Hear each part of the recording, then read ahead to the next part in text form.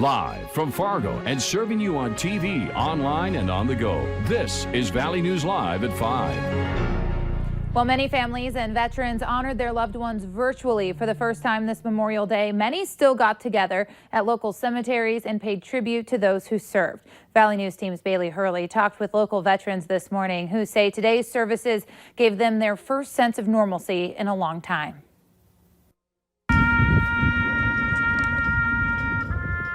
It's their selflessness, their courage, their bravery, and sacrifice that makes this a nation worth living in.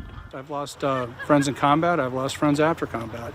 I've known a lot of people over the years, various war veterans that are no longer with us. So I think about them. While the coronavirus pandemic has impacted many of the events we attend, Jason Hicks says this year's crowd at Sunset Memorial Cemetery is about the same as a normal year.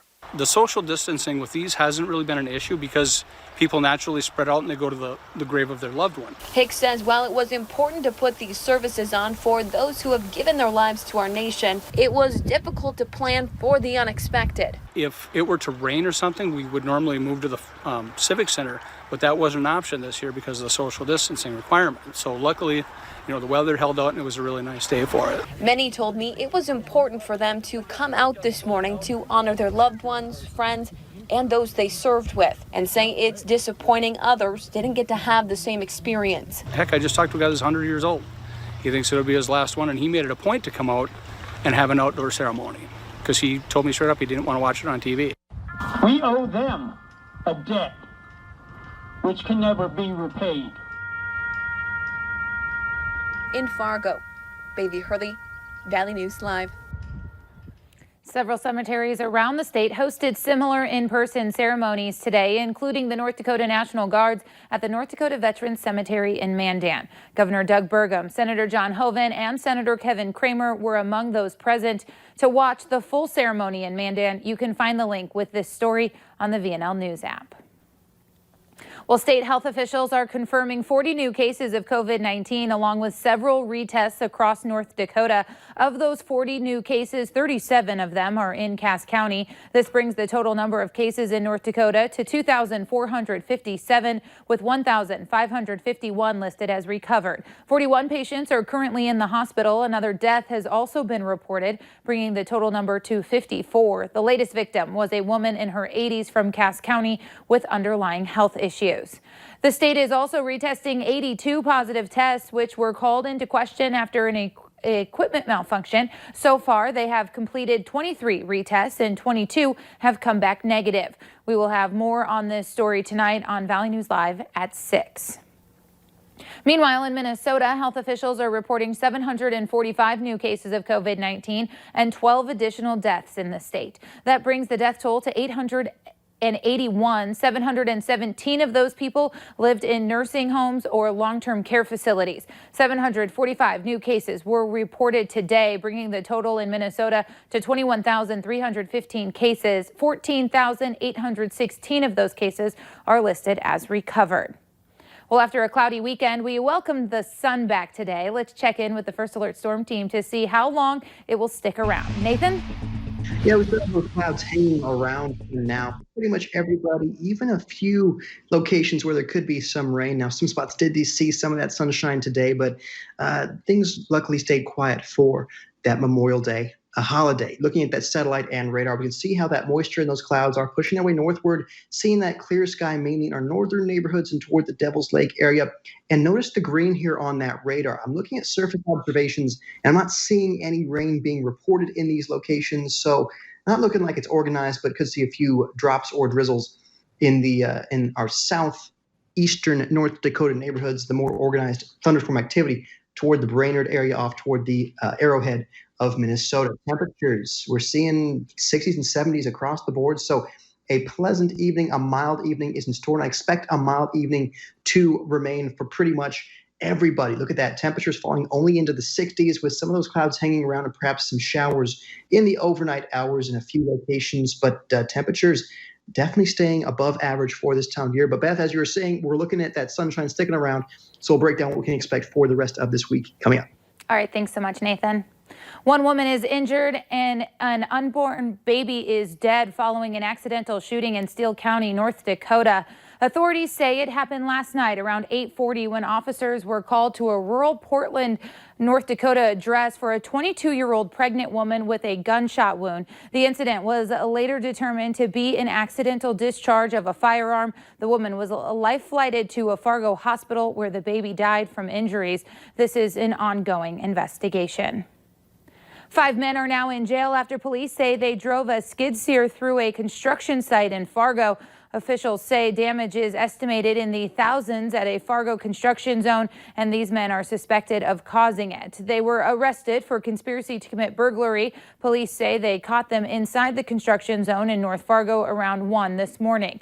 Officers found the security fence heavily damaged and other property inside of the construction zone damaged as well. The investigation determined a skid steer loader was driven into a fence and other construction equipment inside the fence. Authorities have now released the names of the family involved in a house fire that took the life of a toddler and sent other family members to a hospital. The fire happened around 1 Sunday morning near Detroit Lakes. The child who died is 2-year-old Micah Headland.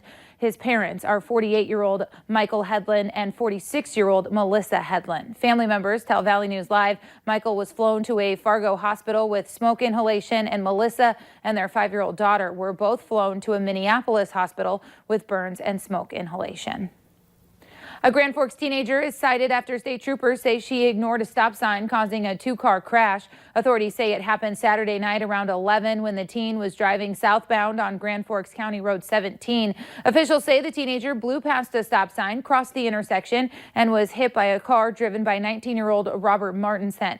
There were 4 people inside the teenager's car, and all were wearing seatbelts, but one 15-year-old was taken to Altru Hospital with injuries. The crash remains under investigation.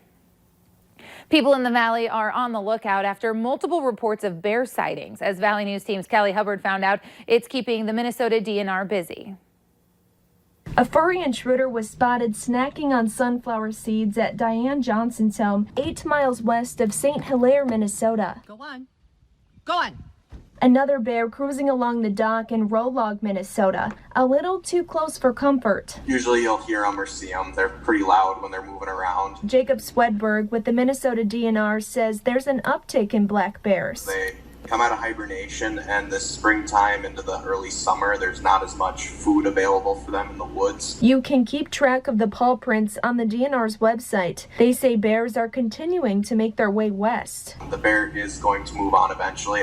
It's not going to be immediately, but it will move on to down the street or somewhere else. If it's right there, I would say try and back away slowly. Make sure it's not doing anything aggressive towards you. Officials say they stick to a very berry diet, but until their fruits grow in the forest, they're relying on your bird feeder or garbage. So now's the time to put these food sources away or lock it down. In the Valley, Callie Hubbard, Valley News Live. If you spot a bear near your home, you're encouraged to report it to the Minnesota DNR. President Trump began this Memorial Day with a traditional wreath laying at Arlington National Cemetery. First Lady Melania Trump and Second Lady Karen Pence also attended the somber Memorial Day ceremony, which honors the men and women who lost their lives in service to this country. The President, Vice President, and Defense Secretary Mark Esper stood in salute at the tomb of the unknown soldier where the wreath was laid. The President did not give remarks, as is customary due to the coronavirus pandemic. Arlington National Cemetery is closed to the public.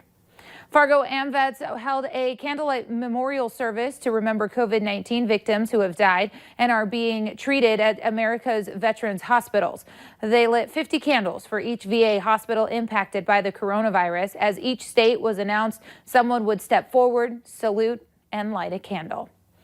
And cell phone video of a crowded pool party at a bar in Missouri during Memorial Day weekend has gone viral. The video was shot Saturday at Backwater Jack's Bar at the Lake of the Ozarks. One person who attended says everyone's temperature was checked and hand sanitizer was available, but it's the lack of social distancing in the video that's getting a lot of criticism.